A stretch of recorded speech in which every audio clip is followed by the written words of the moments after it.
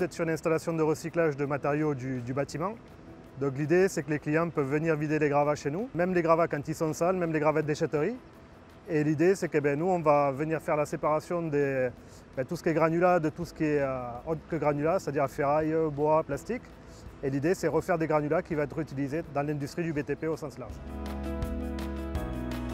Donc, ces matériaux sont destinés à tous nos clients, que ce soit TP ou bâtiment.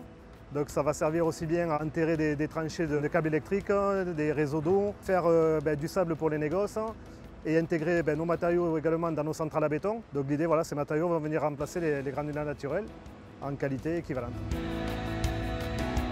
Il y a à peu près 150 collaborateurs. On est une entreprise familiale. Sur le site, c'est à peu près une dizaine de personnes qui travaillent. Donc l'installation a démarré il y a 2 ans aujourd'hui. C'est un investissement de 11 millions d'euros. L'objectif, c'est de traiter, on va dire, 200 tonneurs, soit à peu près 250 à 300 000 tonnes par an. J'ai insisté un peu là-dessus, mais on est une entreprise familiale, on pense aux générations futures. Donc l'idée, c'est plus on recycle, moins on va extraire du granulat naturel. Et pareil, plus on recycle, moins on va enfouir dans nos décharges et prolonger leur durée de vie. L'idée, c'est vraiment de garder de la ressource pour les prochaines générations. L'enjeu sur l'eau est important. Là, dans les PO, on est en crise depuis bientôt 3 ans. L'installation a été conçue il y a plus de 3 ans et l'ensemble du monde des carriers est conscient des problématiques d'eau. Et dans le moindre arrêté, aujourd'hui, on nous demande un recyclage à hauteur de 90%. Il faut savoir qu'on recycle l'eau dans la famille depuis presque 30 ans. C'est vrai que pour faire ce type de traitement, on a besoin de grosses quantités d'eau. Sinon, on n'arrive pas à faire cette séparation.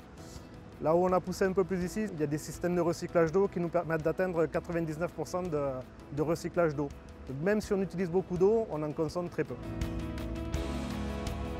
Aujourd'hui, si on veut massifier l'usage du recyclage en France, que ce soit sur le granulat ou tous les autres produits, il faut que ce soit imposé par la réglementation. Parce que c'est un mot qui fait un peu peur quand même, le recycler. On n'a pas de retour client, on n'a pas de non-conformité, donc on voit que ça fonctionne. On a fait plusieurs types de chantiers. Mais aujourd'hui, si ça ne vient pas par l'étape réglementaire où on impose aux gens l'utilisation de ces matériaux, on aura du mal à décoller. Ouais.